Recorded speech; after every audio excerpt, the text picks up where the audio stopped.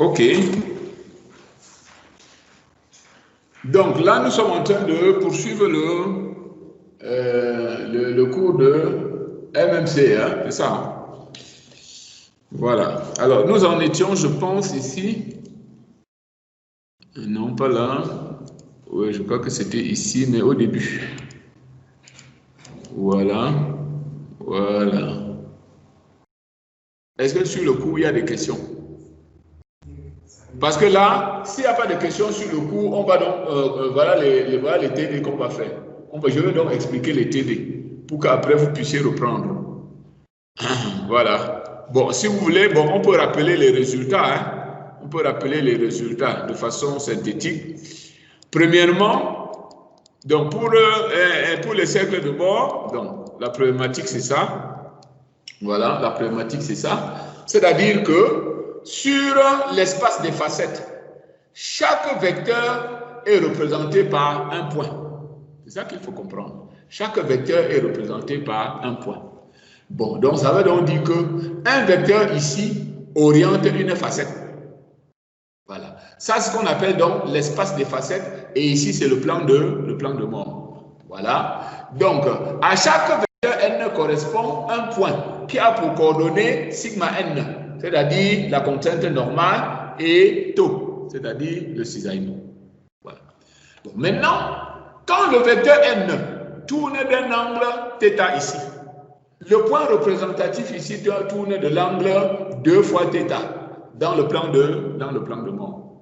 Ce qui veut donc dire que si deux vecteurs sont perpendiculaires, leurs points représentatifs forment donc un angle de 180 degrés. Hein? Donc, ça c'est 90 fois 2, ça fait 180.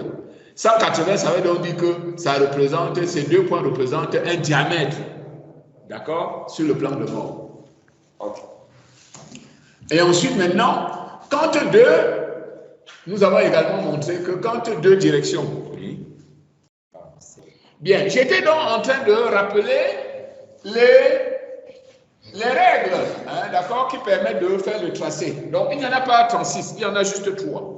Premièrement, voici l'espace des facettes, c'est-à-dire que si je suis ici en un point M, le plan de mort va donc traduire l'état de contrainte au point M.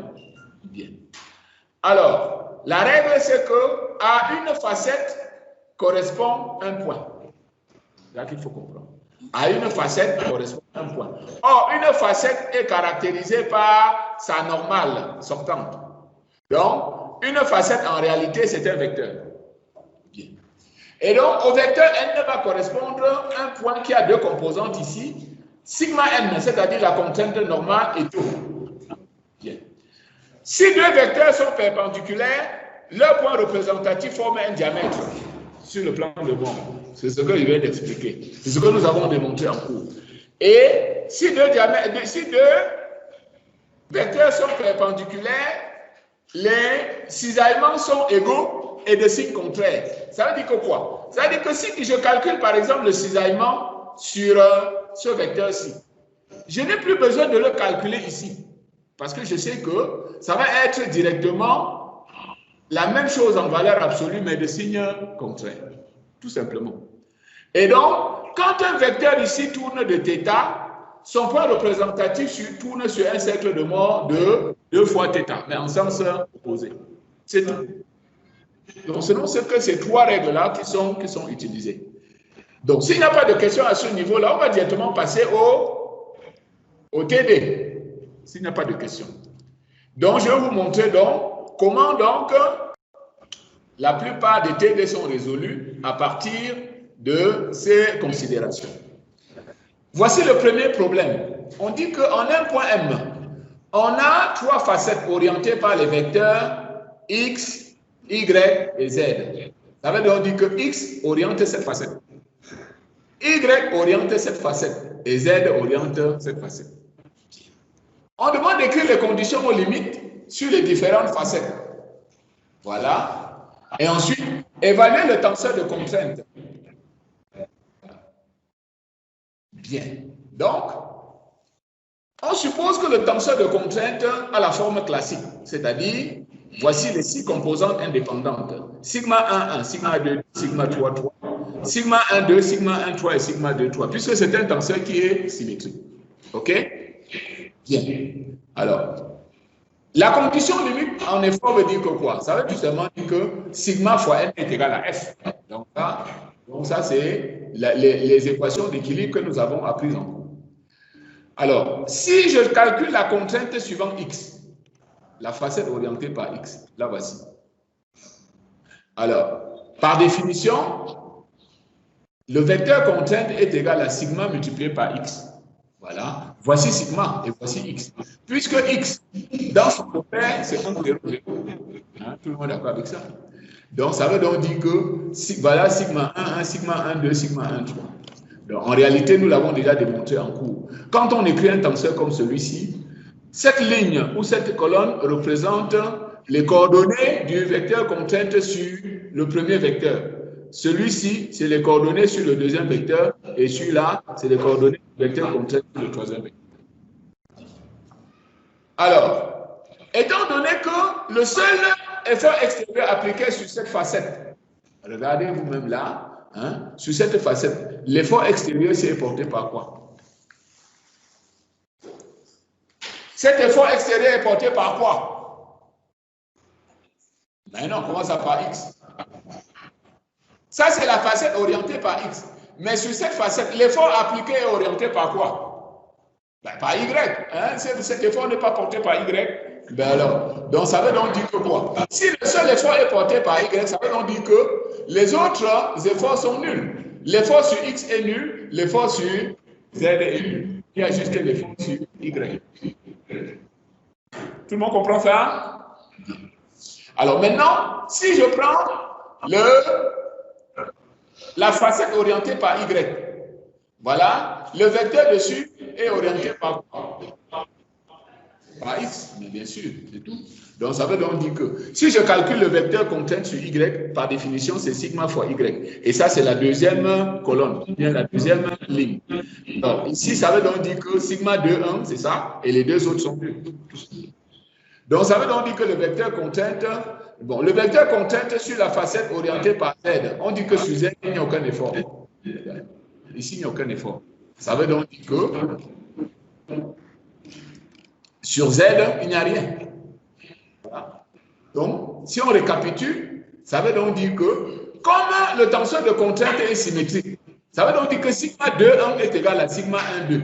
Ça veut dire forcément que fxz est égal à fyz égal à f. Et voilà donc le tenseur de contrainte. Voilà. On peut remarquer que ce tenseur de contrainte, c'est un tenseur de cisaillement, hein, dans le plan x, y. Bien. Maintenant, pour construire le cercle de Mohr relatif à un tenseur comme celui-ci, ce que je fais, ce que je prends donc les vecteurs contraintes, ou bien je calcule la contrainte de cisaillement et la contrainte normale relative à deux facettes perpendiculaires. C'est ça la procédure. Donc, d'après la forme de ce tenseur, il est remarquable que la direction z est directement principale, puisque vous voyez que ça, là, c'est une direction principale ici. Hein? Donc, la valeur principale est égale à 0. Et maintenant, dans le plan XY, le point du plan de Mohr qui représente la direction X a pour composante, par définition, sigma n sur X, c'est quoi? C'est X transposé multiplié par T de X. Alors, X transposé, c'est donc 1, 0, 0 fois 0F, ça fait 0. Et le cisaillement, c'est Y, c'est-à-dire je projette T sur le vecteur qui est directement perpendiculaire, c'est-à-dire Y. Voilà, ça fait donc S. Donc, ça veut donc dire que dans le plan de Mohr, la facette orientée par X, d'accord, est représentée par le point de composante 0 et F. Alors, si vous regardez le plan de Mohr, donc c'est ça. Donc, voici 0, F. Voici, sigma n est égal à 0 et tau est égal à F. Donc, ça veut donc dire que ce point-ci représente la direction X. D'accord, hein? Rappelez-vous, d'accord? Ok. Rappelez-vous, une distance, un vecteur représente un point, toujours. Voilà, c'est ça. Un vecteur représente un point. Un vecteur représente un point. Parce qu'un vecteur oriente une facette. Alors, à partir de là, on va donc avoir donc ici le premier point. Il suffit maintenant que je cherche le point qui représente Y. Puisque nous disons que quand je tourne le plan de facette de 90 degrés, sur le plan de mort, je vais tourner de 180. Et donc, je vais représenter là un diamètre. Donc, il suffit que je prenne maintenant le point qui représente Y. C'est la même chose. Alors, sigma n sur Y, c'est toujours 0. Mais maintenant, alors, je ne calcule plus taux sur Y, puisque j'ai déjà calculé taux sur X. Donc, d'après le cours, taux sur Y sera donc égal à moins F. Hein, puisque nous avons dit que si deux vecteurs sont perpendiculaires, les cisaillements correspondants sont égaux et de signe contraire. Voilà. Donc, comme j'ai déjà calculé ici F, je ne calcule plus ici, je dis directement que c'est moins F. Et donc, voici le point qui représente Y. Et d'après la théorie du cours, ces deux points-ci représentent un diamètre. Si ces deux points représentent un diamètre, alors voilà le rayon. Et je trace le premier cercle. Est-ce que tout le monde comprend ça? Est-ce que tout le monde a compris cela? Bien. Alors, maintenant, compte tenu du fait que, d'après la topologie de ce tenseur-ci, voilà 0 également valeur principale. Donc, voilà le 0. 0 également valeur principale. Donc, cela veut donc dire que voici mon tricercle de mort. Sigma 1, sigma 2, sigma 3, ou bien sigma 1, sigma 2, sigma 3, peu importe. Et donc, puisque 0 est directement valeur principale, cela me permet de construire ces deux autres cercles-ci. Voilà. Et donc, voici le tricercle de mort qui est relatif à ce tenseur. Est-ce que tout le monde comprend ça? Bien. En tout cas, on va faire d'autres exemples avec là, vous allez comprendre. Est-ce qu'il y a des questions là, Douala Yaoundé? Vous avez compris ça? On n'a pas compris, docteur. Vous n'avez pas compris? Bon. Alors, je reprends les explications. Je dis ceci. Pour tracer un cercle, il faut connaître son diamètre. Pour tracer un cercle, il faut connaître son diamètre. Or, le diamètre du cercle est représenté en réalité par les points de deux vecteurs perpendiculaires. Puisque je sais que quand je tourne sur l'espace des facettes de 90 degrés, ici je vais tourner de 180 degrés. Voilà, puisque on part d'ici. Θ, 2 θ. Θ, 2 θ. Ou bien ici 2 θ, θ. Parce que parfois aussi on a besoin de partir d'ici pour entrer sur l'espace des facettes. Voilà. Donc, ici, pour construire un cercle, j'ai besoin de 2 points. Les 2 points constituent le diamètre. Alors, pour que 2 points constituent le diamètre, il faut que leur vecteur représentatif soit perpendiculaire sur l'espace des facettes. Tout simplement. Voilà. Donc, je prends par exemple X et Y, qui sont perpendiculaires sur le plan de facettes. Je cherche leur point représentatif dans le plan de mort, et je sais que ces 2 points représentatifs en réalité, sont un diamètre d'un des cercles. Et à partir de là, je conclue avec la troisième. Alors, sachant que dans l'une des contraintes principales est nulle, on pose que sigma 1 sera donc égal à F, sigma 2 moins F, sigma 3 0. Les deux autres cercles s'insèrent dans le premier. La contrainte tangentielle maximale est par définition le rayon du plus grand cercle de mort. Voilà.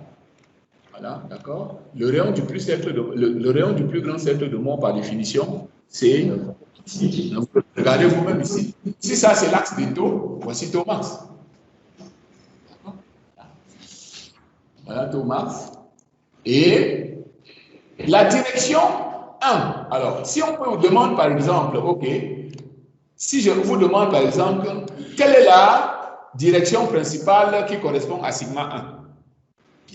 Regardez, cette direction principale est telle que, rappelez-vous que ça c'est X, ça c'est Y. Cette direction fait combien par rapport à X ici? Ça fait bien pi sur 2. S'il y a pi sur 2 ici, ça veut donc dire que là-bas il y aura combien? Mais non. S'il y a pi sur 2 ici, là-bas, il y aura combien? Mais non, comment ça? La règle, c'est quoi? La règle, c'est que quand je tourne ici de θ, je tourne là de θ. Donc, ça veut dire que si j'ai ici pi sur 2, de l'autre côté, j'aurai combien? Pi sur 4. Il faut diviser par 2. D'accord? Pi sur 4 en sens contraire. Donc, ça veut donc dire que la direction 1 qui fait pi sur 2 avec x sur le plan de mort, donc elle fait pi sur 4 avec x dans l'espace des facettes.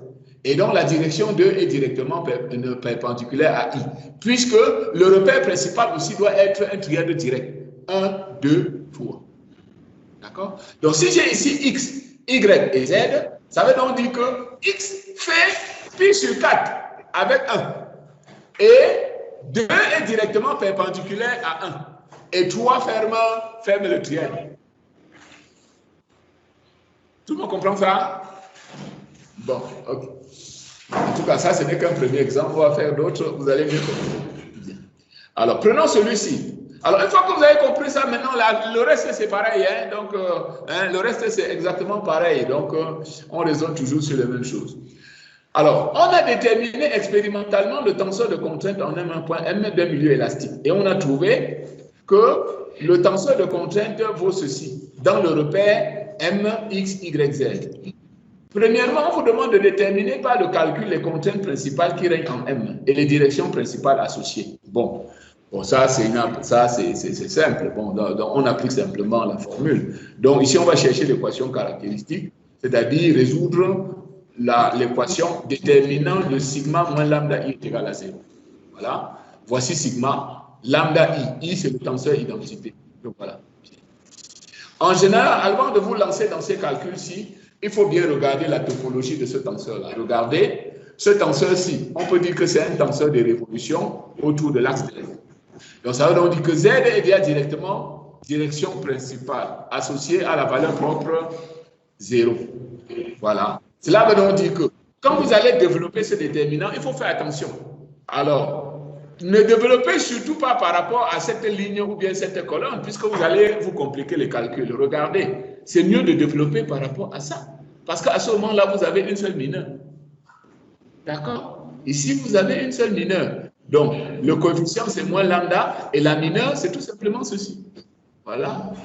Donc, ce qui fait donc que, pour que ceci soit égal à 0, il faut que lambda soit égal à 0, et que ceci aussi soit égal à 0. Et vous trouvez donc, ça c'est un polynôme de degré 2, et donc vous trouvez les racines. Très simple. Bon, ça, ce n'est pas compliqué, ça. Oui. La vision de quoi?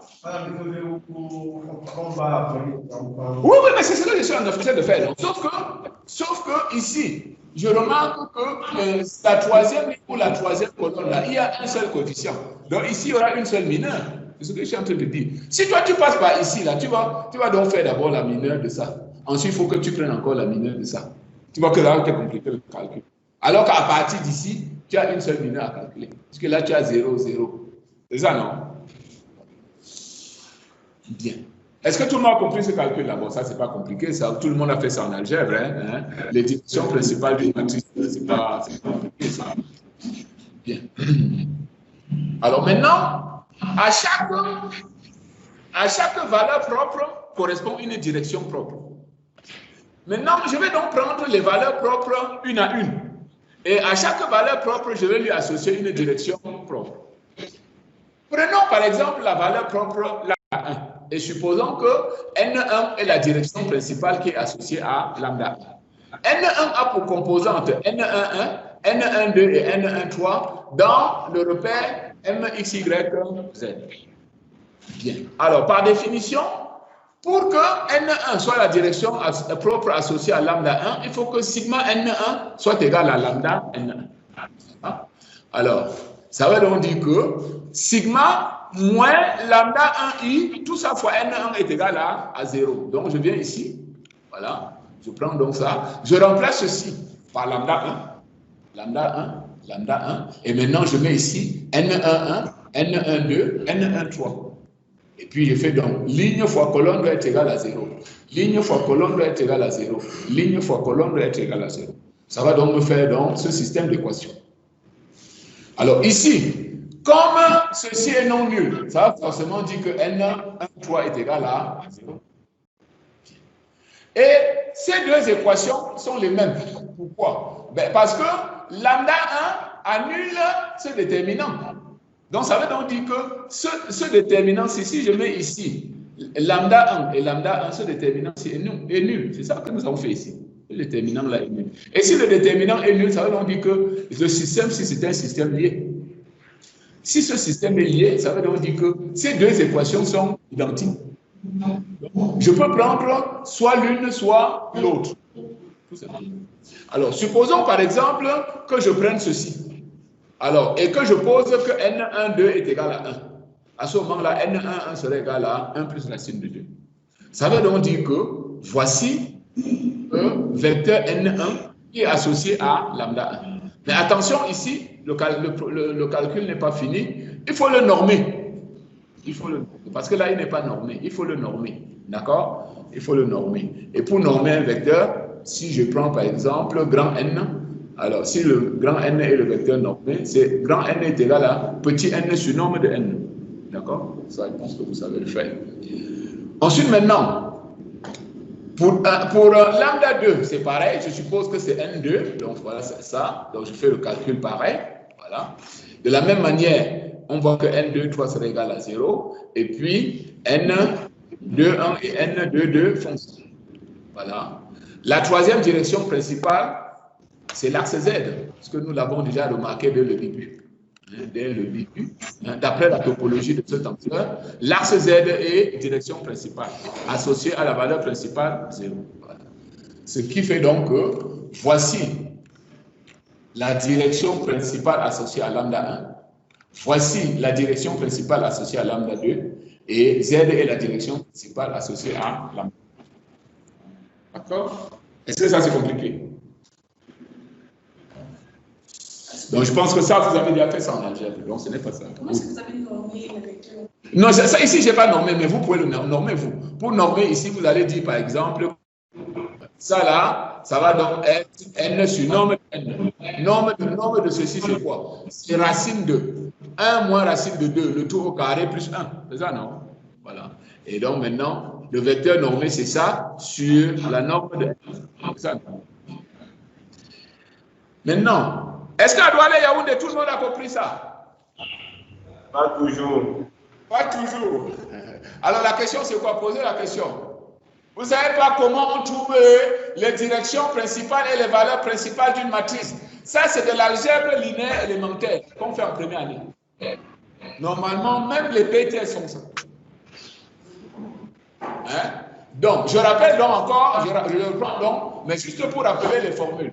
Si vous avez une matrice, par définition, les directions principales sont, les valeurs principales sont données par l'équation caractéristique, qui est donc la matrice déterminante de la matrice moins lambda i est égal à 0. Les lambda ici sont les valeurs principales qu'on cherche. Voilà. Ça vous donne donc une équation de troisième, un polynôme de degré 3, donc que vous devez résoudre. Et ceci est égal à 0. Là, j'ai oublié égal à 0. Voilà. Bon, une fois que vous avez résolu cela, vous trouvez donc les valeurs principales. Maintenant, à chaque valeur principale correspond une direction principale. Et maintenant, pour trouver la direction principale associée à une valeur principale, on résout cette équation. C'est tout. Hein? La seule chose, c'est bien de comprendre que, comme ceci est une valeur principale, alors cette valeur donc annule ce déterminant. Et si cette valeur annule ce déterminant, cela veut donc dire que ce système-ci est dégénéré, tout simplement. Bien. Maintenant, on vous demande de retrouver ces résultats géométriquement sur le cercle de Moore. En M, on a un tenseur de contrainte qui est ça. La direction Z est déjà principale, ça on l'a déjà dit. Et la contrainte principale associée est nulle. Ça veut donc dire qu'il faut donc qu'on trouve les deux autres contraintes principales, qui sont donc nécessairement dans le plan XY. Absolument. Donc, et c'est toujours pareil, pour tracer le cercle de Moore, je trouve les points représentatifs de deux directions perpendiculaires. Tout pareil. Je prends deux directions perpendiculaires quelconques et je trouve les points de Moore associés. Ici, pourquoi est-ce que je prends XY?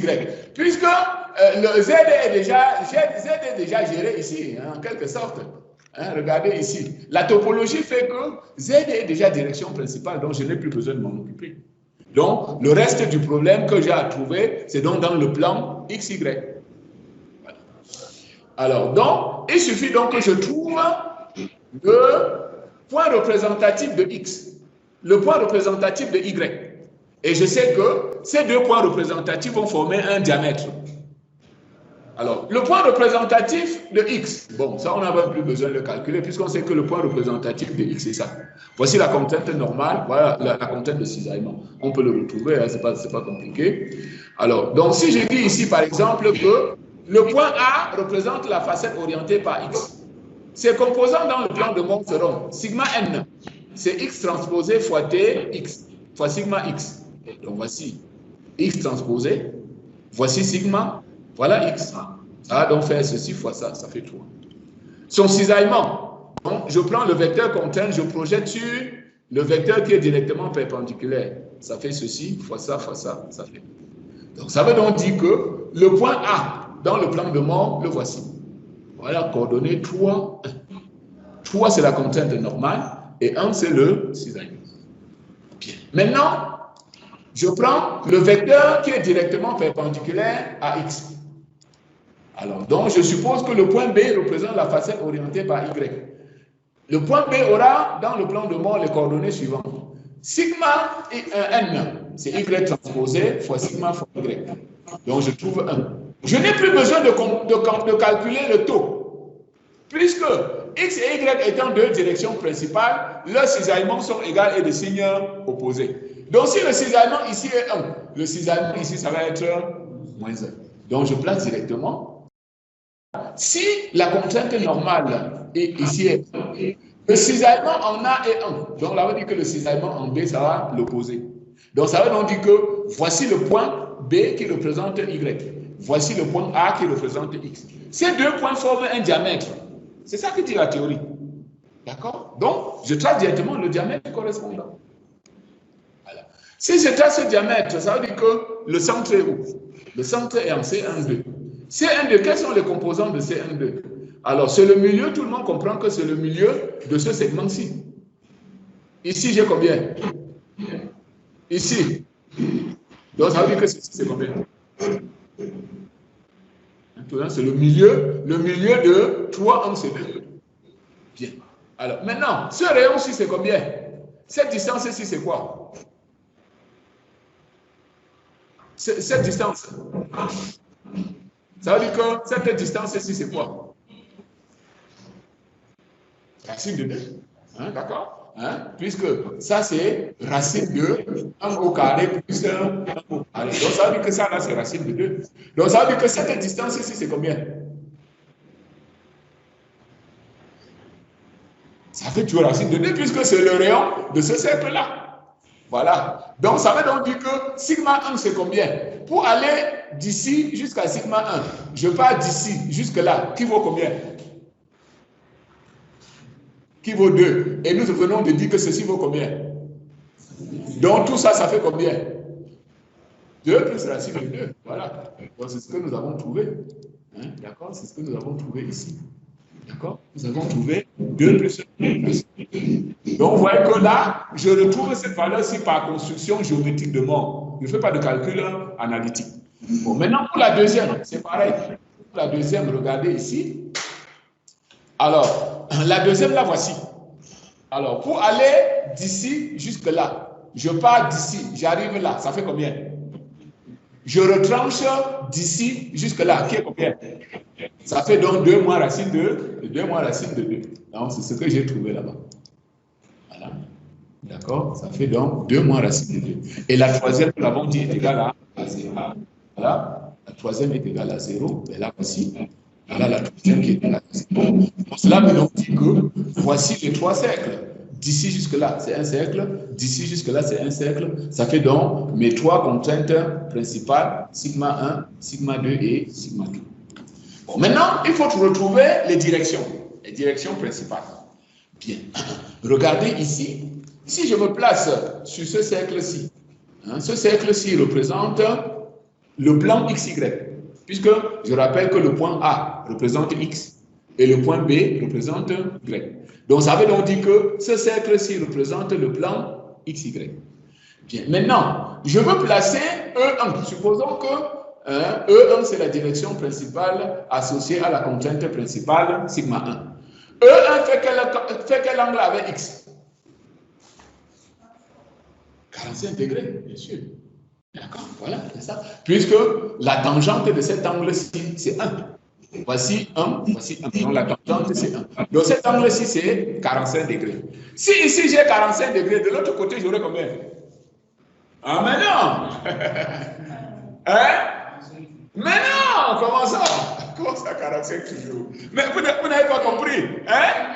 22,5. Puisque la règle, c'est 2, 1, 1, 2, 2, 1. Hein, si je pars d'ici à là-bas, je divise par 2. Si je pars de l'espace de facette au plan de mort, je multiplie par 2. Hein? D'accord? Tout le monde comprend ça à Douala Yaoundé? Donc cela veut donc dire que si ici, E1, hein? D'accord? Alors, si E1, voilà, si 1, d'accord? Si 1, ok? Si 1, et l'angle entre 1 et X est 22,5, alors ça va dire que sur le plan de mort, ça va être 45. Donc, bon, maintenant, comme moi, je pars du plan de mort, donc je vais faire d'abord cette remarque-ci. Que comme ici, j'ai 45, de l'autre côté, je vais avoir 22,5. Voilà.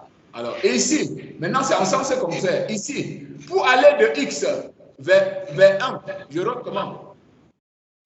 Négativement. Pour aller d'ici vers là, je rote négativement. Ça veut dire que de l'autre côté, je dois roter positivement, avec la moitié de l'angle. Le voici. D'accord? Donc, pour aller d'ici à là, je rote positivement avec la moitié de l'angle. Alors, une fois que j'ai cet angle-ci, c'est fini. Parce que je sais que 2 est directement perpendiculaire à 1. Et 3 ferme le trièdre. C'est tout. Puisque 1, 2, 3 doit également former un trièdre direct. D'accord? Tout le monde comprend ça? Voilà, Yaoundé, tout le monde a compris?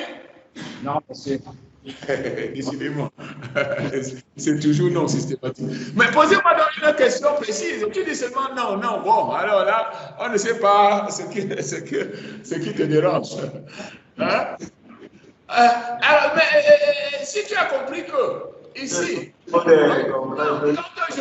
je tourne de θ ici, je dois tourner ici de θ sur 2, mais c'est tout. Je ne sais pas. Qu'est-ce qui te chagrine?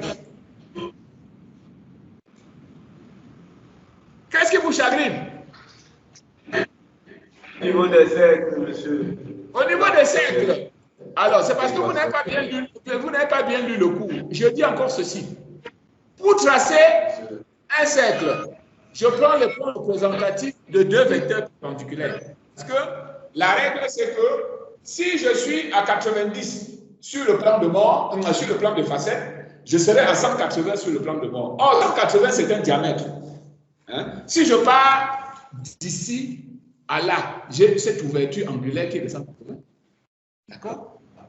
Donc, il suffit que je trouve le point représentatif de X, le point représentatif de Y. Alors, je sais que ces 2 points-là vont former un diamètre. Une fois que j'ai ce diamètre-ci, je complète le 3e cercle avec un 0 qui est connu. Je ne sais pas si je réponds à votre question. Ou alors, il faut relire le cours et puis on reviendra dessus. Voilà. Voilà. Voilà. Donc, ce que je dis ici, l'angle sigma 1, c'est 1, 2A, c'est 2 alpha 1, le voici. Hein? L'angle sigma 1, c'est 1, 2A. Voilà, cet angle-ci. Et ça là qui fait 45 degrés. Ça qui fait pi sur 4. Et donc, ça veut donc dire que 1 va faire 22,5 avec X sur le facile. Bien. Alors ici, la contrainte tangentielle max, elle est où? Voici la contrainte tangente max. Par définition, c'est toujours le rayon du plus grand cercle de mort. Hein? C'est ça, taux max. Taux max ici, c'est combien? D'ici jusqu'à là, c'est combien on a dit? D'ici jusque là, c'est combien? 2 plus racine de 2, ça c'est le diamètre. Ça veut donc dire que le rayon c'est combien? 1 plus racine de 2 sur 2. Voilà. Donc ça veut donc dire que taux max est égal à 1 plus racine de 2 sur 2. Et quelle est la direction correspondante? Voici la direction correspondante à taux max. Alors, cette direction fait combien avec sigma 1? Cette direction fait combien avec sigma 1? 90 degrés. Donc, ça veut donc dire que sur l'espace des facettes, l'ouverture sera de combien? 47. Voilà, c'est tout. Comment comprendre ça? Donc, ça veut donc dire que ici, hein, dans le plan 1, la bisectrice. La bisectrice du plan 1. OK? Alors, problème 2.5. Sous l'action des charges extérieures, les déplacements d'un point sont définis par ça. Définir l'état de déformation plus de rotation. OK. Alors, moi, j'ai déjà précisé que si on vous demande de définir l'état de déformation dans un problème, alors il s'agit de déformation linéarisée. D'accord? Il ne s'agit pas de déformation de Lagrange. Il s'agit de déformation linéarisée. Donc, 2 fois epsilon ij, c'est ui virgule j plus uj virgule i.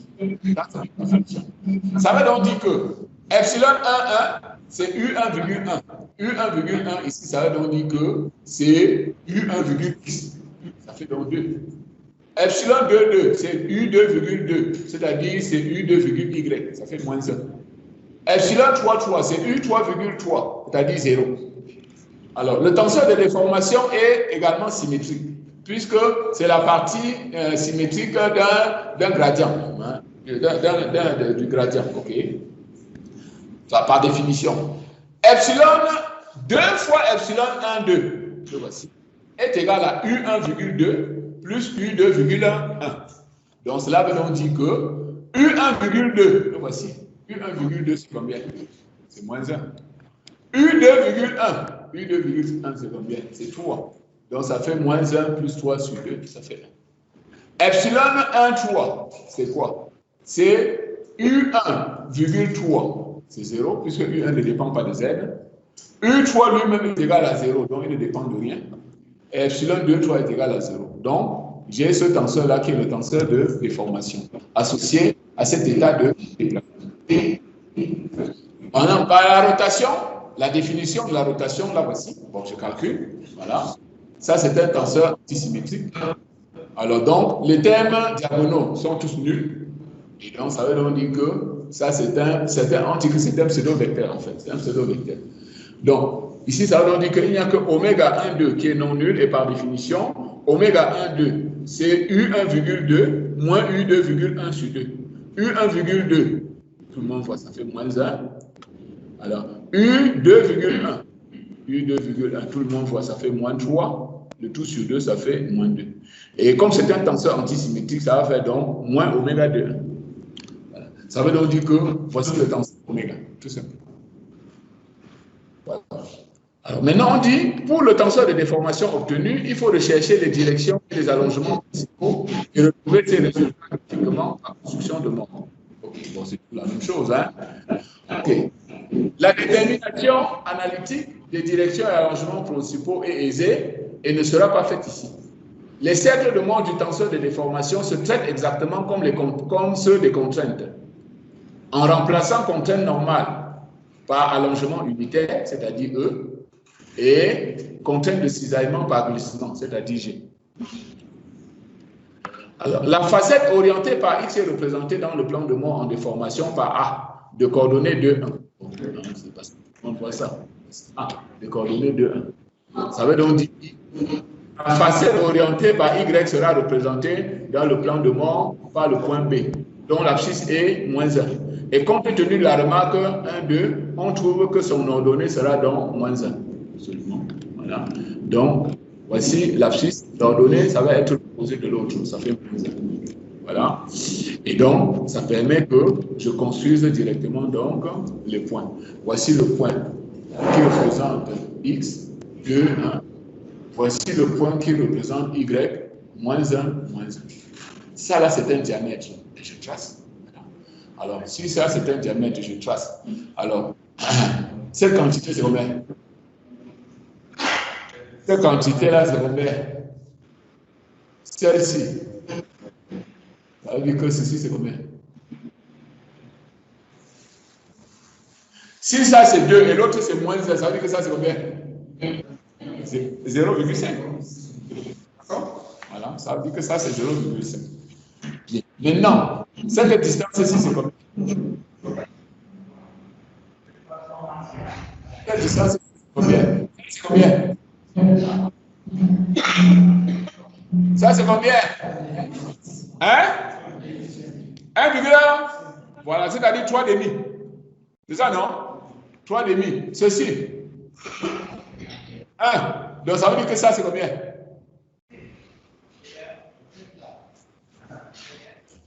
Trois demi au carré, ça fait 3 demi au carré, c'est combien? 9K plus 1.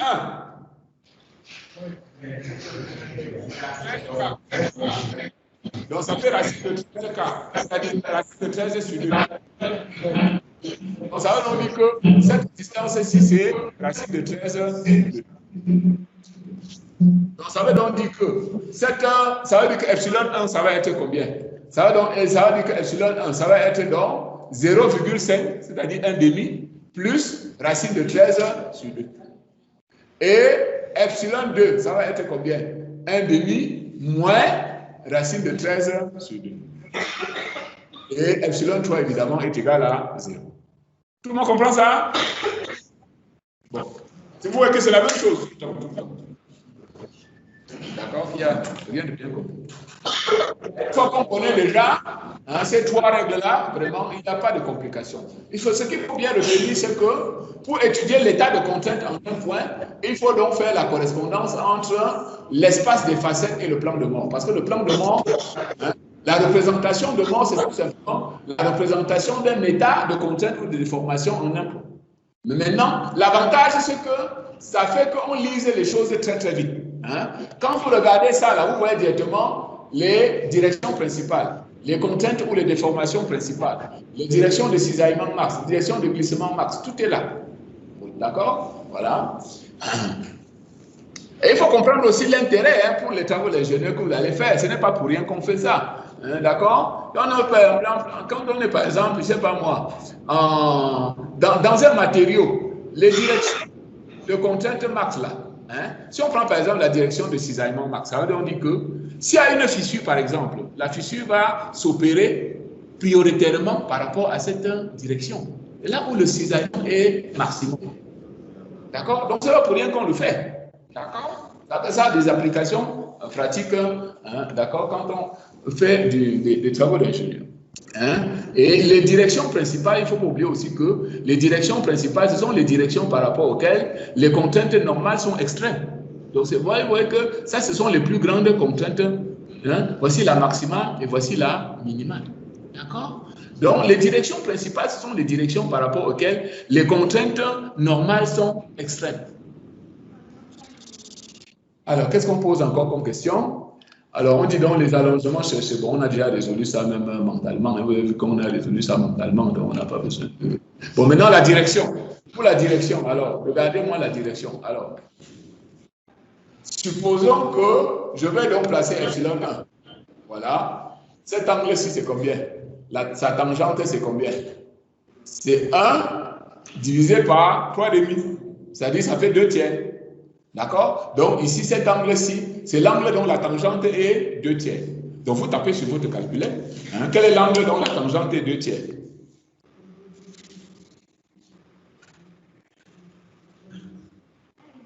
Vous trouvez combien?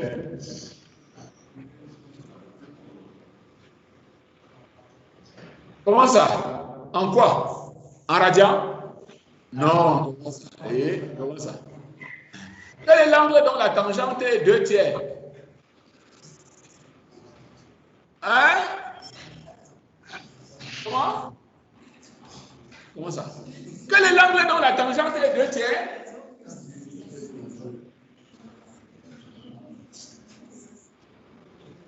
Oui, c'est tangente moins 1 qu'on cherche, en degrés. Vous pouvez le trouver aussi en radian ou en grade, peu importe. 33,7 degrés, absolument. 33,7 degrés. Ça veut donc dire que cet angle-ci représente 33,7 degrés. Ça veut donc dire que sur l'espace des facettes, l'angle entre A et M sera combien? 33,7 fois 2. Tout le monde trouve 33,7 à Douala Yaoundé? 16,84, donc la moitié. Tout le monde trouve ça à Douala Yaoundé? Ok. Donc ça veut donc dire que l'ouverture angulaire entre 1 et X, c'est 16,8 degrés. Et je trouve donc que 2 est directement perpendiculaire à 1. Mais dans le plan XY, bien entendu. Hein, puisque on sait que Z est déjà directement direction principale. Des questions? C'est bon tout le monde? Oui. Question? Ok. Question ici? C'est bon tout le monde? Hein? Avec le temps. Ok, avec le temps, ça va aller. Okay. Bon, maintenant, on dit en P, c'est-à-dire au point P où on est en train d'étudier l'état de déformation, on place une jaune dans la direction Q, qui est telle que Q1 est égal à Q2 égale à Q3. Quelle mesure est ainsi effectuée et déterminer ensuite le point représentatif de l'état dans la direction Q sur le tricercle de Moore. Alors, donc ici, on a résolu ce problème théoriquement dans le cours, c'est-à-dire que je connais une direction sur l'espace des facettes et je veux trouver son point représentatif dans le plan de Moore. D'accord? Alors donc, je remonte ici pour vous rappeler comment il faut résoudre ce problème.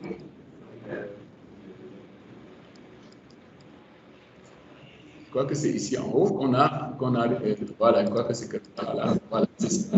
Donc, c'est-à-dire ici, c'était exactement placer le point P, connaissant N. C'est-à-dire que je connais la direction N qui oriente une certaine facette. Et je veux placer son point correspondant sur le plan de Moore. Donc, voilà la problématique. Et vice-versa, évidemment. Donc, j'ai ici détaillé la procédure. Premièrement, il faut projeter N dans le repère principal, parce que tout ce qu'on fait ici, là, ça doit être par rapport au repère principal. Donc, N peut être égal à N1, N2, N3 dans le repère principal, E1, E2, E3. On dira alors que c'est un cosinus lambda 1, cosinus lambda 2 et cosinus lambda 3. Donc, on dit que ça, ce sont les cosinus directeurs, ok, de N dans le repère principal. On connaît donc les cosinus directeurs lambda 1, lambda 2 et lambda 3 de N dans E. On se place en C1,2 et on mesure 2 fois lambda 1 au rapporteur. Ça, si vous voulez, on le voit un peu. Voilà. Alors, ici, on peut roter à quoi? À droite ou à gauche? À gauche. À droite, allons à droite. On va encore à droite. Voilà, encore. Voilà. Ok, alors, donc quand on a dans ces cosinus directeurs lambda 1, là on dit que on se place en C1,2, on prend une ouverture de 2 fois lambda 1 par rapport à sigma 1. Ça donne ce point. On se place en C1,3, on prend le même angle. Bon, je n'ai pas remis le même angle pour ne pas surcharger le dessin. Donc cet angle-ci, c'est exactement le même. On ouvre pour aller à 1, 2, 3. Donc ces 3 points-ci sont alignés. 1, 3, 2, 1, 2, sigma sont alignés. Cet angle-ci, il faut 2 fois lambda 1. Voilà. Alors, le point P, ici, je trace maintenant un cercle concentrique à celui-ci qui passe par N1,2 et N1,3. Ça, c'est le premier lieu de P. Maintenant, sur sigma 3, je fais exactement pareil. Je prends cette ouverture angulaire à partir de C2,3, ok, sigma 3. Ça donne ce point. Je prends encore la même chose à partir de C1,3. Je prends cette ouverture. Cette ouverture angulaire, c'est la même ouverture angulaire que ça. C'est 2 fois lambda 3. Comme j'ai déjà lambda 3, il suffit que je prenne mon rapporteur. D'accord? Je mets et je place. D'accord? Ça donne ces deux points-ci. Et ces trois points-là sont également alignés. Quand je vais tracer donc le cercle concentrique ici à celui-ci, d'accord, qui passe par ces deux points, je vais avoir le deuxième lieu de P. Et premier lieu de P, intersection avec le deuxième lieu de P, ça va me donner le point P. Et maintenant, je tire ici. Je lis sigma P, je tire ici, je lis tau P. D'accord? Voilà. Donc, c'est ça qu'on nous demande de faire ici, là. Bon, ici, la seule différence avec ce problème-ci, c'est que ici, nous sommes en déformation. Donc, ici, nous avons plutôt l'allongement E, et puis ici, le glissement G. Mais sinon, le raisonnement est exactement le même. D'accord? Voilà.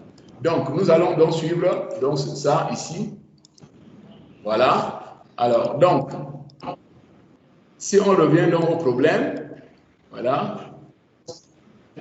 Voilà.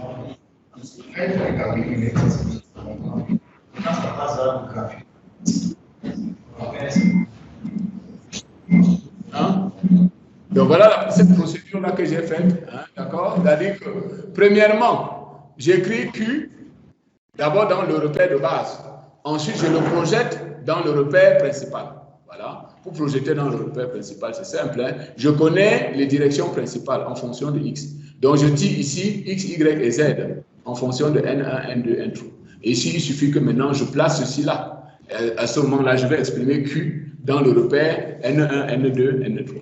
Seulement. Voilà. Donc, je mets donc Q comme ça là. Ça me fait donc ceci N1 plus ceci N2 plus ceci N3. Donc, ça va vous faire donc cosinus lambda 1 sur N1 plus cosinus lambda 2 sur N2 plus cosinus lambda 3 sur N3. Donc, voici lambda 1. Voici lambda 2 et voilà lambda 3. Donc, je m'occupe de lambda 1 et lambda 3. Donc, je prends 2 fois lambda 1. D'accord? Ça fait à peu près 90 degrés. OK? 2 fois lambda 1, c'est à peu près 90 degrés. Et 2 fois lambda 3, de l'autre côté, ça va faire donc 2 fois lambda 3. Alors, il est où? Voilà. OK? Donc, voilà le travail. Bon, là, c'est un peu flou, mais bon. Parce que mais voici donc ici. Premièrement, par rapport à ça, donc voilà le 90 degrés ici. Voilà. Voici le 90 degrés là. Et ça qui donne ce premier lieu. Voilà. Et ensuite, de l'autre côté, voici cet angle-là. Avec cet angle-là, c'est ça qui donne ceci. Donc, vous suivez exactement le tracé comme on a là. Vous tracez les deux cercles concentriques. Et donc, ça vous donne le point Q qui est donc le correspondant de vecteur N ici sur le plan de mort. OK? Bon, vous allez regarder ça. Si après, il y a des questions, on peut parler. Mais sinon, le détail de la procédure est donné là.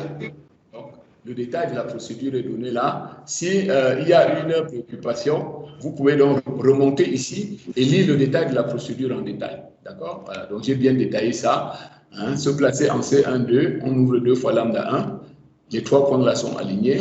Se placer en C2, 3, ouvrir. Alors ces 3 points là sont également alignés. Et ensuite maintenant, le premier et le deuxième lieu de P. Ça nous donne ça. OK? Voilà. Des questions jusque-là? Douala Yaoundé, des questions? La méthode graphique est comment faire ça comme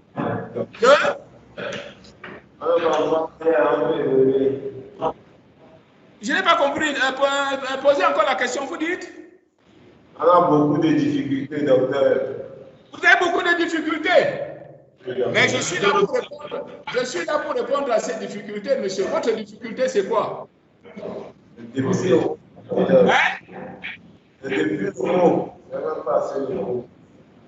Votre difficulté, c'est quoi? Vous ne connaissez pas vous-même votre difficulté.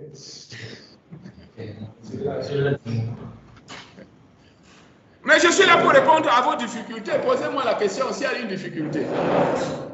Docteur, la difficulté depuis le haut. Qu'est devenu le? C'est depuis le haut, la difficulté c'est depuis le haut. Ah, la difficulté c'est depuis le haut. Bon, si vous n'étiez pas là au début, qu'est-ce que vous voulez que je ne peux pas reprendre tout le coup pour vous quand même? Hein? Hein? Donc, ce qu'on va dire, vous prenez le temps de tout gratter, tout gratter, vous notez des questions précises et on revient dessus. C'est bon? D'accord, docteur. Voilà. Mais le problème, c'est qu'il faut gratter. Il ne faut pas seulement regarder comme ça, là, comme moi je présente. Peut-être ça a l'air facile comme ça, vous pensez que c'est facile. Il faut gratter. Hein? Tant que vous ne grattez pas, vous ne pouvez pas savoir ce qui est compliqué dedans. Hein? Moi, c'est parce que je fais ça depuis 40 ans. Donc, bon, je finis par comprendre. Hein? Hein? Moi, je fais ça depuis 40 ans. Donc, ça fait que quand même, j'ai fini là par comprendre. Mais pour vous, si vous ne grattez pas là, hein, vous n'allez pas comprendre comme ça là du premier coup. Vous voyez, non? Donc, il faut d'abord gratter. Vous grattez et vous notez toutes les questions.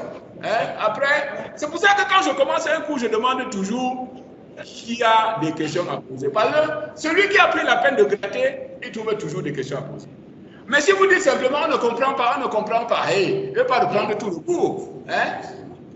Voilà. Posez-moi des questions précises et puis on revient dessus. La détermination graphique là. La somme de? La détermination graphique. La détermination de la matrice. Non, graphique. La direction principale. Ah, la détermination graphique, oui, bonne question. Ok, d'accord, bonne question. Là, c'est une question précise. Je reviens dessus, ça, il n'y a pas de problème. Ça, c'est une question précise. Alors, je préfère prendre le graphique qui est au-dessus, là, parce que c'est plus propre. Alors, le graphique, le voici. Le graphique. Voilà. Et à droite, et encore à droite, et encore. Voilà. Voici le graphique. C'est-à-dire que je connais la direction N dans l'espace de 7. Et je veux trouver son point représentatif ici, c'est-à-dire sur le plan de mort. Et donc, j'ai indiqué donc ici toute la procédure. Premièrement, il faut projeter le vecteur dans l'espace principal et trouver ses cosinus directeurs. Les cosinus directeurs sont donc lambda 1, lambda 2 et lambda 3. Une fois qu'on a les cosinus directeurs, c'est simplement lambda 1 et lambda 3 qui nous préoccupent. Parce que pour placer un point, il suffit que je fasse l'intersection de deux droites. L'intersection de deux droites me donne un point. Donc, ici, à partir de C1, 2, j'ai déjà lambda 1. Je calcule 2 fois lambda 1. J'ouvre mon, on dit quoi, rapporteur? C'est le rapporteur. J'ouvre mon rapporteur de 2 fois lambda 1. Ça me donne cette direction. Cette direction me donne ce point. Je me place encore ici. J'ouvre mon rapporteur toujours de 2 fois lambda 1. Ça me donne ce point. Voilà. Je vérifie que ces 3 points-là sont alignés. Et maintenant, je trace le cercle concentrique à sigma 2, sigma 3, okay, qui passe par les points N1, 3 et N1, 2. Le voici. Voilà le premier lieu. Maintenant, je prends lambda 3. Je le multiplie par 2. Je me place ici en C2, 3. J'ouvre mon compas de 2 fois lambda 3. Ça me donne ce point. Je me place en... J'ouvre mon compas de 2 fois lambda 3. Ça me donne ce point. Je vérifie au passage que ces 3 points-là sont alignés. C'est-à-dire celui-ci, pas celui-ci, ici c'est une coïncidence. C'est celui-ci, celui-là. Puisque celui-ci vient de là et celui-ci vient de là. Sigma 3. Voilà. Donc, maintenant, le deuxième lieu, c'est le cercle concentrique à sigma 1, sigma 2, d'accord, qui passe par N3, 2 et N3, 1. Le voilà. Et maintenant, le point d'intersection entre les deux, ça donne le point. Je ne sais pas si je réponds à votre question. Non, là j'ai compris. Est-ce qu'il y a une autre question? Si vous avez compris ça, est-ce qu'il y a une autre question? C'est le cercle de mort pour le tracé. Le tracé du cercle de mort, ok. Ça, il n'y a pas de problème. Je peux reprendre ça. Parce que là, c'est une question précise. Il n'y a pas de problème. Je reprends. Ok, prenons un exemple. Prenons un exemple. Alors, prenons par exemple, prenons cet exemple-ci. Voilà, prenons cet exemple-ci. Donc, je veux tracer le cercle de mort qui correspond à ce tenseur de contrainte. Voilà. La règle, je répète encore, parce que ça là, c'est relatif au repère M, X, Y, Z. Donc la règle, c'est qu'il faut que je cherche les points représentatifs de deux vecteurs qui sont perpendiculaires. Ici, Z est déjà... Bon, je ne m'occupe plus de Z. Donc je peux m'occuper de X et Y. Je trouve le point qui représente X dans le plan de mort. Nous disons que c'est 3, 1. Le voilà.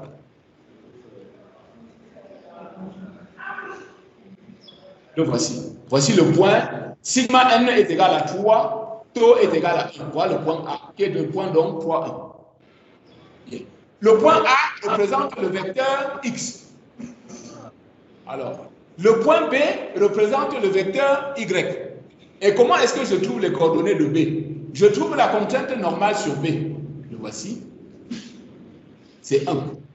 Mais, comme j'ai déjà le cisaillement sur A, je ne calcule plus le cisaillement sur A. Parce que le cours me dit que sur deux vecteurs perpendiculaires, les cisaillements sont égaux et de signes opposés. Donc, ça veut dire que si j'ai 1 ici, de l'autre côté, j'aurai moins 1. C'est tout. Donc, je mets dans le point 1 et moins 1, ça me fait B. Voilà. Maintenant, je sais que comme les points A et B forment un diamètre, donc ça fait un diamètre. Si ça c'est un diamètre, alors ça veut dire que ceci c'est un rayon, automatiquement.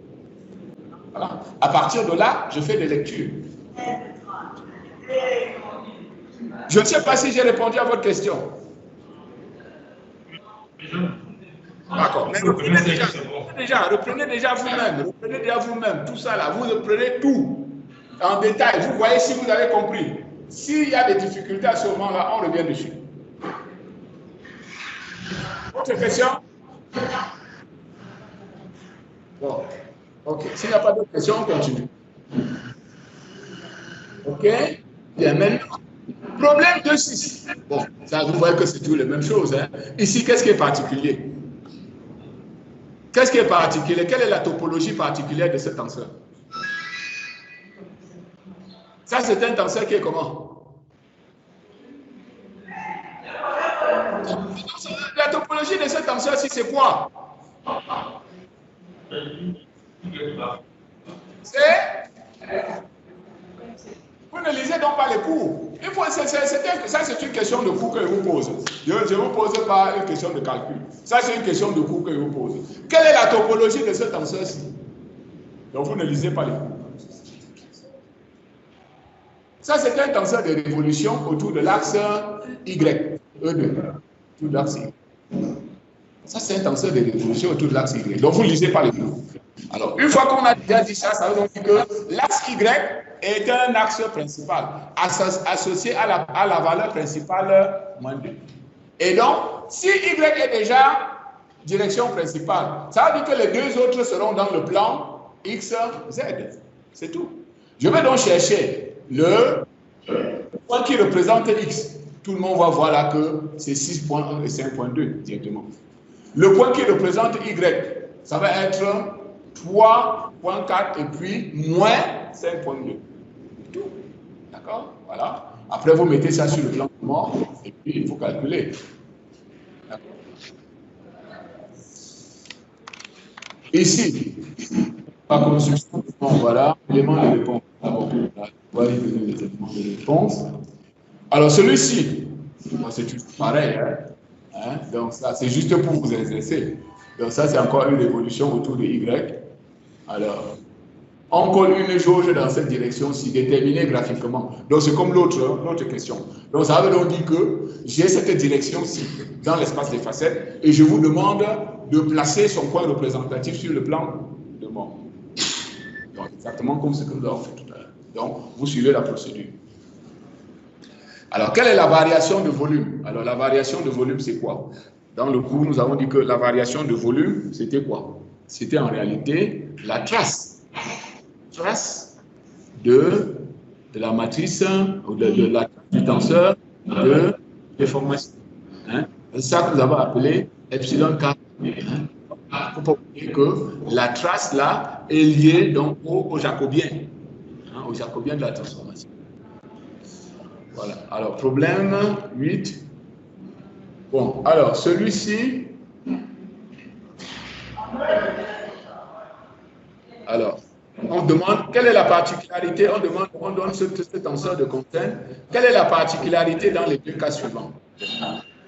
Pour K égale à 0, si K est égal à 0, quelle est la topologie de ce tenseur? Ça va être un tenseur unidirectionnel dans la direction.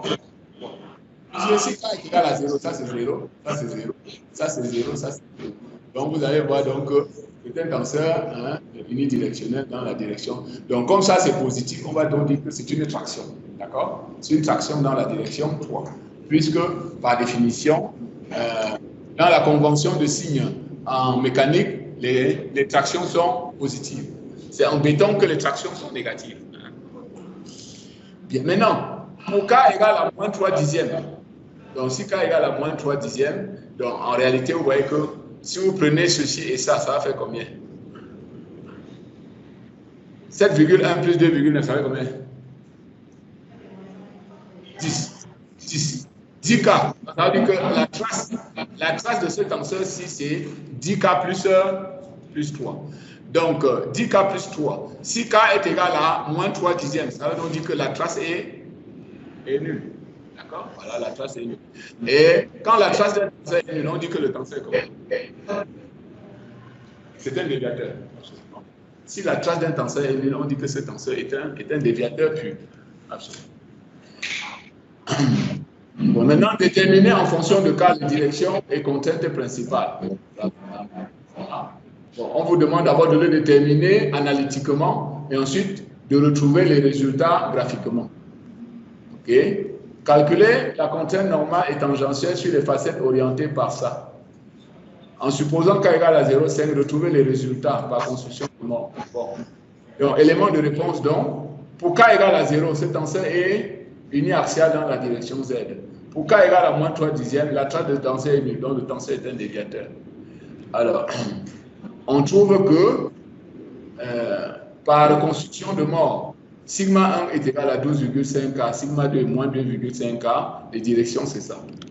Voilà. Et sigma 3, la direction c'est ça. Alors, dans le repère principal, le tenseur de contrainte est donc donné par ça. Voilà. Pour qu'il soit sphérique, voilà, il faut que K soit égal à ça. Bon, la construction de mort, c'est la même chose que depuis qu'on fait depuis tout à l'heure. C'est pas bon. Ok. Ici, l'intérêt, c'est tout simplement toujours de vous faire d'autres exemples pour vous exercer. C'est tout. Sinon, les questions sont toujours les mêmes. Là, pareil, une question. OK? Voilà les TD qu'on peut proposer sur la manipulation, d'accord, bien, le traitement des cercles de mort, ok, la représentation de mort, ok. Est-ce qu'il y a des questions? Non? Adouane Yaoundé, est-ce qu'il y a d'autres questions? Bon, maintenant, pour ceux qui demandaient les TD, je crois que c'est hier qui demandait les TD hier. Bon, vous voyez que là, il y a beaucoup de TD là. Donc vraiment, si vous ne faites pas ça, ça veut dire que vous n'êtes pas sérieux. Vous voyez beaucoup de TD là, non? Hein? Oui, mais on voit. Voilà. Donc vous-même, vous voyez que si vous ne faites pas tous ces TD là, vraiment, c'est que ce n'est pas sérieux. J'ai corrigé certains. J'ai laissé d'autres non corrigés. Pour d'autres, j'ai donné des éléments de correction. À partir desquels, si vous faites vous-même, vous allez voir si vous avez trouvé ou non. Hein? Donc vraiment là, je crois que la coupe est pleine là. Oui. J'ai une question. Oui. Au niveau des éléments. Oui, les éléments élémentaires, oui. Bon, la première, on dit qu'il y a la trace de... Oui, la trace, absolument. Donc, par exemple, si on prend ce tenseur, un tenseur comme celui-ci, le premier invariant, c'est cette trace-là. C'est-à-dire que ça va faire donc 4. Oui. Deuxième maintenant, oui. Il y a 1 limite la trace au carré. Oui. Moins la trace entre parenthèses au carré. Oui. Alors, ok, bonne question. Bonne question. Alors, quand je prends cette matrice-ci, je peux prendre son carré. Sigma au carré, c'est quoi? C'est sigma fois sigma. On multiplie la matrice 2 fois. Oui, on multiplie la matrice par elle-même. Okay. Le résultat, maintenant, tu prends sa trace. La trace du carré. La trace du carré, absolument. Non, tu multiplies sigma par sigma et puis tu prends la trace du résultat. D'accord? Et maintenant, alors, l'autre, c'est que tu prends d'abord la trace et tu prends la trace au carré. Hein, c'est deux choses différentes. D'accord? Par exemple, ici, la trace ici, c'est 4. La trace au carré, ça va donc faire 16. Mais maintenant, le deuxième terme, tu prends d'abord cette matrice. Tu élèves cette matrice au carré, c'est-à-dire que sigma carré est égal à sigma fois sigma. Et maintenant, tu prends la trace du résultat. D'accord? Absolument. Et maintenant, le troisième invariant, c'est évidemment le déterminant. Le troisième invariant, c'est le déterminant. Pour calculer ce déterminant, le mieux, c'est de développer par rapport à quoi? Mais par rapport à ceci ou à ça. D'accord? Non, par rapport à ceci ou bien à ça. Puisqu'à ce moment-là, tu as une seule mineure. Le déterminant ici, c'est combien? Le déterminant ici, c'est combien? 2 facteur 2, 1, moins 4. 1 moins 4, ça fait moins 3. Ça fait donc moins 6. Tout le monde comprend le déterminant, non? Vous savez comment calculer le déterminant, non? J'espère quand même que vous savez calculer le déterminant. Donc, les trois invariants élémentaires. Okay. Donc, s'il n'y a pas de question, on va passer donc au chapitre 3, qui est donc les notions de loi de comportement. Okay. Même si on ne finit pas, on va introduire et ensuite, demain, on travaille dessus. Dans les deux chapitres précédents, il a été question de déformation d'un milieu sous l'action d'efforts extérieurs. Ces déformations induisent des efforts internes dans le matériau, que nous avons appelés donc les contraintes. Quand le milieu passe de l'état naturel non déformé et non contraint à une configuration déformée, on dit que l'état de contrainte dans le milieu considéré a été modifié par rapport à cet état naturel. La question qu'on se pose dans ce chapitre est la suivante. Pour deux milieux à caractéristiques physiques ou mécaniques différentes, soumis à un même système d'effort extérieur, quelles sont les intensités respectives de leur déformation? En d'autres termes, quelle est la différence de comportement entre ces deux matériaux face à un même système d'effort? La loi de comportement, en abrégé LDC, quand on dit LDC, ça veut dire loi de comportement, traduit donc la relation entre les tenseurs de contrainte et de déformation en un point quelconque du matériau à un instant donné.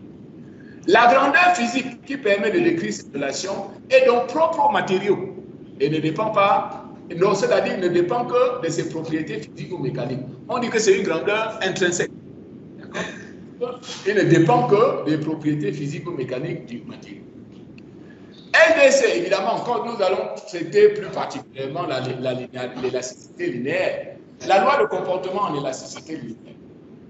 Quand à partir d'une configuration dite déformée, on déforme un matériau élastique linéaire par application d'un effort, le matériau revient à la configuration initiale si l'effort est supprimé.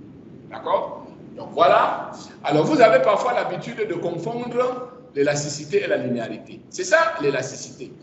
L'élasticité, ça veut dire que un matériau élastique, vous appliquez une charge, si vous déchargez, vous revenez à la configuration initiale. On dit qu'un matériau élastique linéaire est à mémoire privilégiée, c'est-à-dire qu'il ne retient dans sa mémoire que sa configuration initiale. Et où qu'on l'amène en le déformant, il revient toujours à cette configuration si l'effort est relâché. Donc on dit que c'est un matériau à mémoire privilégiée. Le terme d'élasticité traduit donc l'idée de réversibilité des déformations. Et le terme de linéarité, quant à lui, traduit l'idée de proportionnalité entre les efforts et les déformations. Et on peut schématiser un comportement élastique linéaire ainsi. Alors, si on met ici les efforts et ici les déplacements, voici ce qu'on va appeler un comportement élastique linéaire. Qu'est-ce que ça veut dire ici? La flèche montante ici, c'est la flèche dite de chargement. La flèche descendante, c'est la flèche dite de déchargement.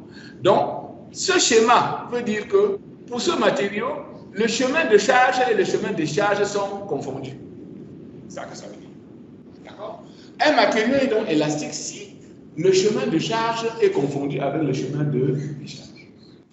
Voilà. OK. Bon, maintenant, si le chemin de charge n'est plus confondu avec le chemin de décharge, on va dire que le matériau n'est pas élastique. Bon, maintenant, la linéarité, c'est ça.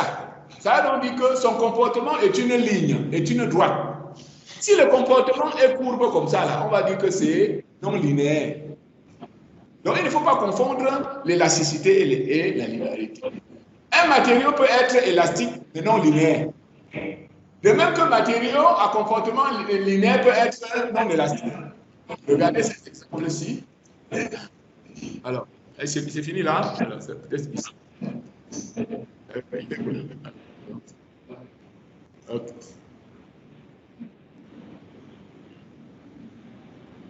Ah, là, il est où?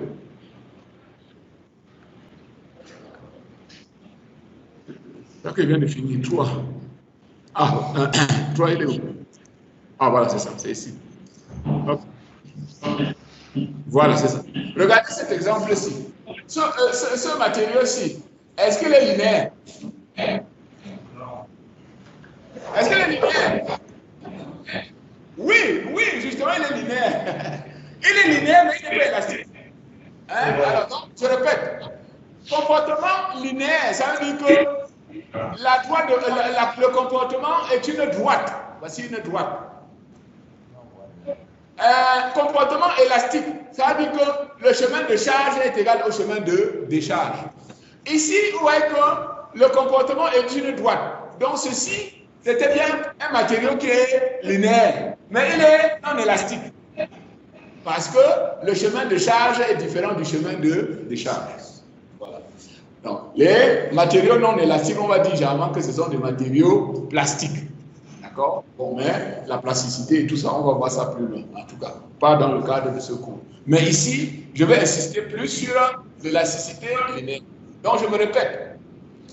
Donc, c'est important de comprendre cela, qu'en réalité, voilà, qu'en réalité, la linéarité, c'est la réversibilité. C'est-à-dire que le chemin de charge est confondu avec le chemin de décharge. Alors, la linéarité, c'est la droite. C'est-à-dire que cette pente-ci est constante. Cette pente-là est constante. Je pouvais avoir la même chose comme ça, comme une courbe. Hein? J'ai une courbe comme ceci. Mais toujours que le chemin de charge est confondu avec le chemin de décharge. Là, on devait dire que ça, c'est un matériau élastique, mais non linéaire. Donc, il faut bien comprendre cela. Est-ce que tout le monde a compris là? Comment? Cette subtilité, on va appeler ça comme ça. Cette subtilité entre l'élasticité et la linéarité. Est-ce que tout le monde a compris ça à Douala et Yaoundé? La différence entre l'élasticité et la linéarité.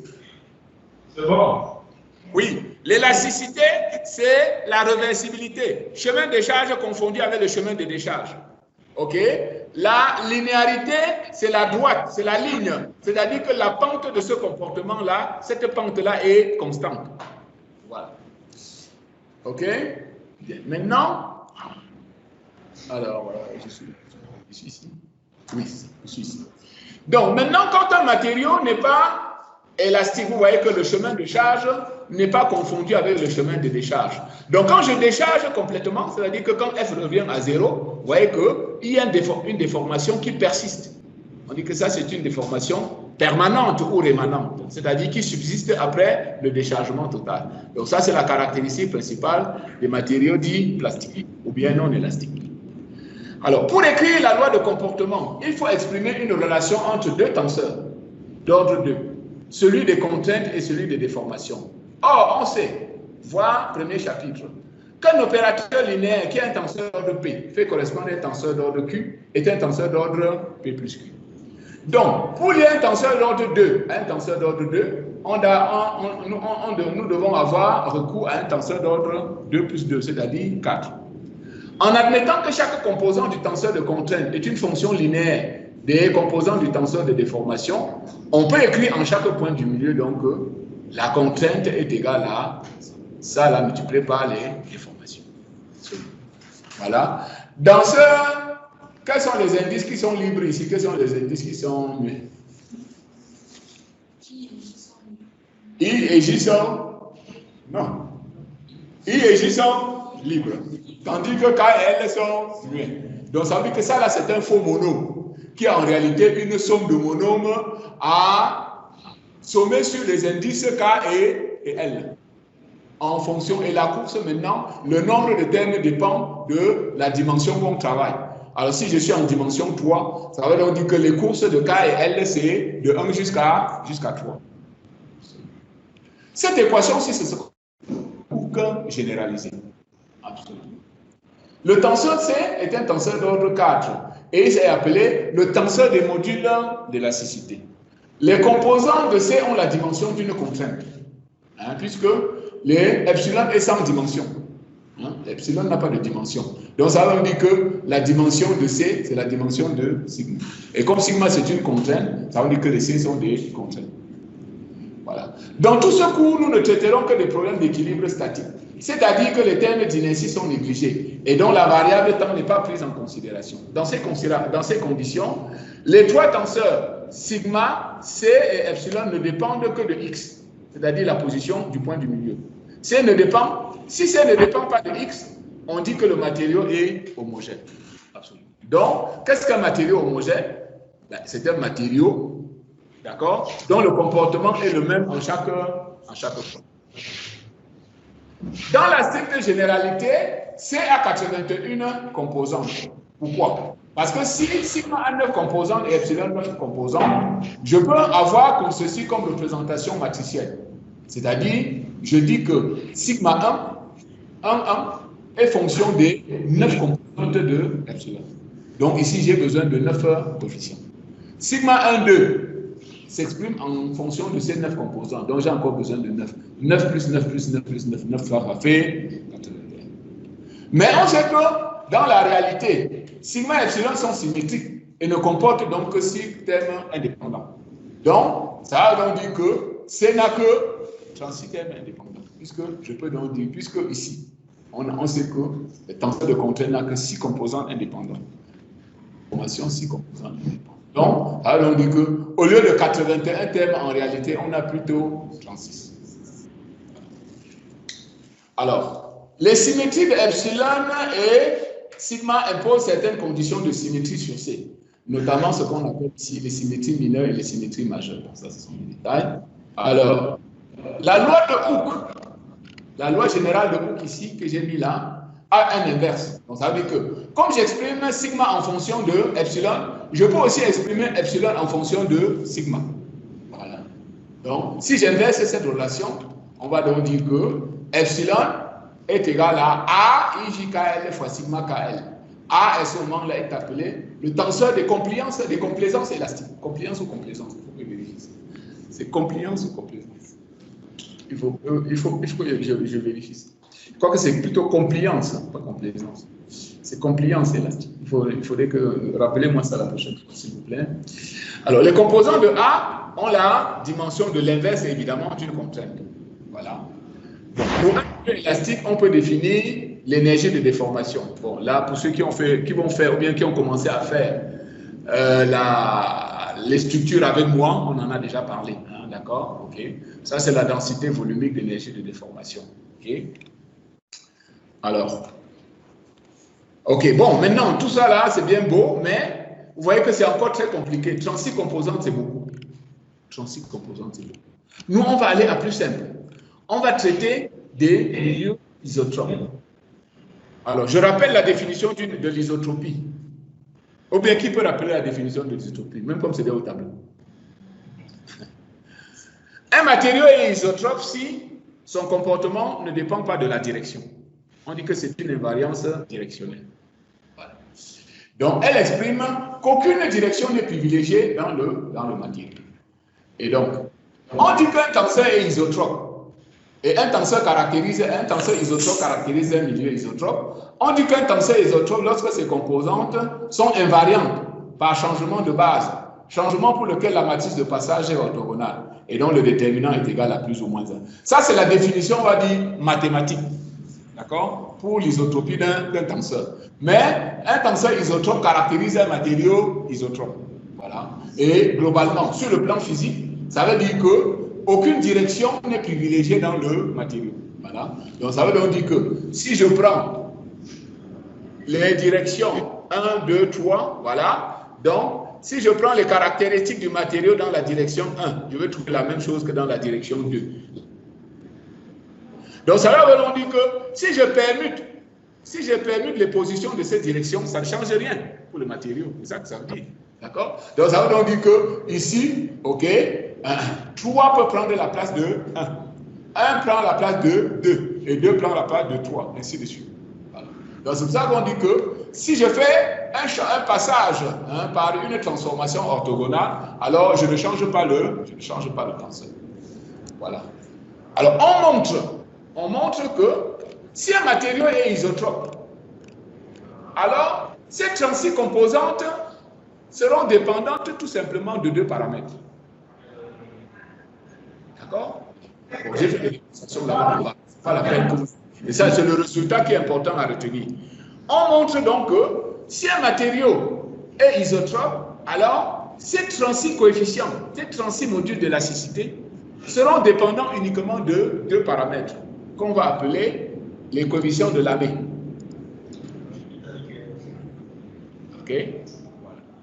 Alors donc, je laisse passer la démonstration. Hein. Bon, faut pas, vous pouvez lire ça, il n'y a pas de problème.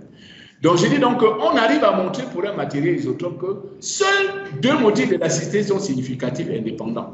On les désigne par lambda et mu, qu'on appelle les coefficients de Lamé. Et donc, la LDC, pour un matériau isotrope, s'exprime donc ainsi. Sigma est égal à lambda epsilon kk delta ici plus 2 epsilon ici. Voilà. Donc, c'est ça là qu'il faut retenir. OK? Donc, même si je vous donne un TD ou bien un devoir, je ne vais pas rappeler cette formule-ci. Vous êtes censé l'avoir. D'accord? De même que vous êtes censé connaître donc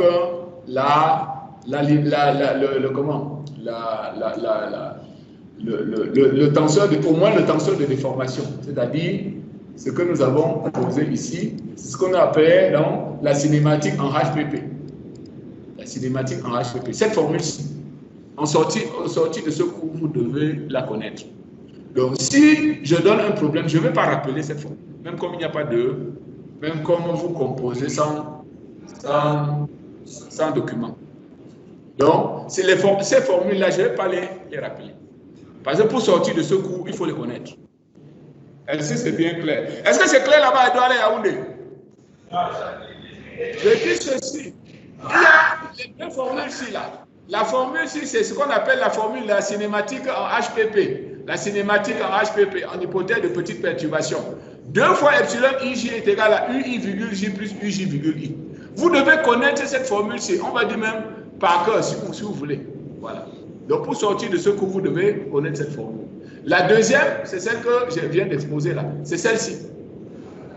Vous devez savoir que la loi de comportement pour un matériau élastique, linéaire et isotrope, ce qu'on appelle le matériau ELI, on va le préciser tout à l'heure, ELI c'est H-E-L-I, c'est-à-dire un matériau homogène, élastique, linéaire et isotrope, c'est lambda, epsilon, kk, delta ici, plus 2 epsilon ici. Lambda et mu étant les coefficients de Lamé. Cette formule-là, vous devez la connaître. Bon, on peut arrêter là pour aujourd'hui. Demain, je vais continuer avec donc cette leçon sur les doigts. Est-ce qu'il y a des questions à poser à chaud? À Douala et à Yaoundé? À chaud. Deux questions. Non, c'est demain qu'on va lire. Ok, il n'y a pas de souci. Bon, demain, je t'attends avec la question là. Hein? Comme tu as dit que c'est demain là. Bon, demain, je t'attends avec ça. Hein? C'est noté, non? Demain, oui, demain, toujours 16h. Toujours en MMC. Demain, 16h.